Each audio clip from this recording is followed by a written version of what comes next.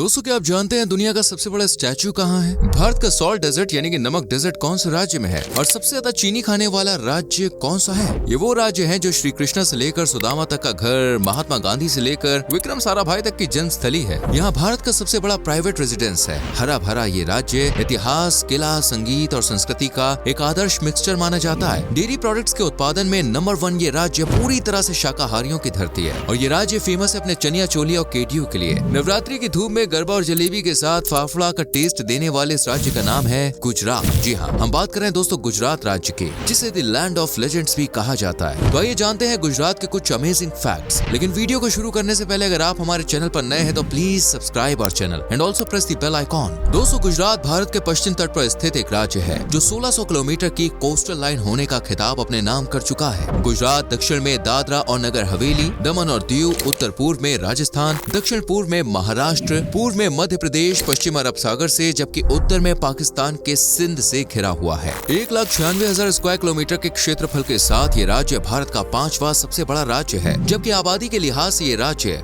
भारत के 9वें स्थान पे है। गुजरात दोस्तों एक ऐतिहासिक राज्य है जहाँ 71.6 मिलियन यानी 7.16 करोड़ के करीब आबादी निवास करती है। यहाँ प्रति स्क्वायर किलोमीटर पर आपको 308 लोग देखने को मिल जाएंगे। राज्य में पूरी तरह से हिंदुओं का बोलबाला है क्योंकि कुल आबादी का 88.57% हिस्सा हिंदुओं का है, जबकि यहाँ 9.67% लोग मुस्लिम्स हैं, 0.52% क्रिश्चियंस हैं और 0.10% लोग सिख धर्म से हैं, जबकि दोस्तों कुछ अन्य धर्म से भी लोग यहाँ जुड़े हुए हैं। कुल आबादी का 55% हिस्सा आज भी ग्रामीण इलाकों में रहना पसंद करता है, जबकि 45% लोग शहर की भागदौड़ में अपनी जिंदगी गुजार रहे हैं। गुजरात में आपको ज्यादातर गुजराती भाषा सुनने को मिलेगी क्योंकि ये इनकी मातृभाषा है। इसके अलावा यहाँ उर्दू, सिंधी, मारवाड़ी, मराठी और हिंदी भी बहुत अच्छी खासी बोली जाती है। राज्य के इतिहास पर गौर करें तो दोस्तों ये सिंधु घाटी सभ्यता के अस्तित्व में आया है। उस रोज गुजरात सिंधु घाटी सभ्यता के मुख्य क्षेत्रों में से एक हुआ करता था। ऐसा इसलिए भी माना जाता है क्योंकि गुजरात में अब तक 50 से भी ज्यादा सिंधु घाटी सभ्यता से जुड़े खंडरों को खोजा जा चुका है। गुजरात का प्राचीन इतिहास 1000 से 750 ईसा पूर्व का माना जाता है। इस राज्य पर सोलंकी राजवंश, वाघेला राजवंश सहित कई राजशाही परिवारों ने अपना सिक्का चलाया है, जिसके बाद मुस्लिम शासकों की भी गुजरात पर नजर पड़ी और 1299 में अलाउद्दीन खिलजी ने गुजरात पर आक्रमण कर आने वाले 400 सालों तक इस खुशहाल समृद्ध राज्य को मुस्लिमों के अधीन कर दिया। इससे पहले यानी कि 1026 में मोहम्मद गजनी ने भी गुजरात के मंदिरों से सोना, चांदी और पैसा लूटने के इरादे से यहाँ हमला किया था। खैर बाद में बहादुर शाह और अकबर का आमना सामना हुआ और गुजरात मुगलों का हो गया। हालांकि अंग्रेजों के आने के बाद ये 1802 में ब्रिटिश शासन का एक हिस्सा बन गया, लेकिन महात्मा गांधी जो पोरबंदर से थे उन्होंने आवाज उठाई और देश सहित गुजरात भी आजाद हो गया। दोस्तों ये राज्य भगवान श्री कृष्ण से लेकर उनके सबसे बड़े भक्त और सबसे अच्छे दोस्त यानी कि सुदामा जी से जुड़ा हुआ है। श्री कृष्ण का जन्म तो मथुरा में हुआ, लेकिन वो गुजरात की द्वारिका नगरी में अपना राज्य स्थापित किए थे। श्री कृष्ण ने द्वारिका में 36 वर्ष तक शासन किया। ऐसा माना जाता है कि द्वारिका नगरी की दीवारें आज भी समुद्र के भीतर मौजूद हैं, जबकि सुदामा जी की जन्मस्थली है पोरबंदर शहर जो गुजरात में ही स्थित है। पोरबंदर की बात आई है तो हम देश के राष्ट्रपिता, आजादी की जंग अहिंसा से लड़ने वाले महात्मा गांधी जी को भला कैसे भूल सकते हैं। 2 अक्टूबर 1869 को गुजरात के पोरबंदर में ही राष्ट्रपिता गांधी जी का जन्म हुआ था। सिर्फ गांधी जी ही नहीं, इस राज्य ने हमें कई महापुरुष दिए हैं, जिनमें लौह पुरुष सरदार वल्लभ भाई पटेल जी, अंतरिक्ष वैज्ञानिक विक्रम साराभाई, बिजनेसमैन धीरूभाई अंबानी और जमशेदजी टाटा सहित तमाम नाम जुड़े हैं। देश के वर्तमान प्रधानमंत्री नरेंद्र मोदी जी भी गुजरात से ही आते हैं। देश के प्रधानमंत्री की कुर्सी संभालने से पहले मोदी जी गुजरात के मुख्यमंत्री भी रह चुके हैं। आज देश से लेकर विदेशों तक में मोदी जी को पसंद किया जाता है। दोस्तों महाराष्ट्र और तमिलनाडु के बाद गुजरात भारत का तीसरा सबसे अमीर स्टेट है। यहाँ पर हर घर सालाना 4.5 लाख तो आराम से कमाई लेता है। गुजराती ज्यादातर बिजनेस में आगे होते हैं और इन्हीं बिजनेसेस के चलते आज गुजरात के नाम अमीरी का टैग लगा हुआ है। वैसे अगर आप भी पैसे कमाना चाहते हैं तो गुजरात की सूरत बेस्ट जगह है, क्योंकि सूरत ही वो जगह है जहाँ डायमंड्स का बिजनेस होता है। इस शहर में दुनिया भर के 80% हीरो को रिफाइंड किया जाता है। यहाँ दूर दूर से लोग हीरे का सौदा और खरीद फरोख्त करने के लिए पहुँचते हैं। डेयरी प्रोडक्ट्स जैसे दूध दही के मामले में अपना भारत सबसे आगे है, ये तो आप अच्छे से जानते ही हैं। लेकिन शायद आप ये न जानते हो कि भारत में डेयरी प्रोडक्ट्स के मामले में गुजरात टॉप 5 स्टेट्स में से है।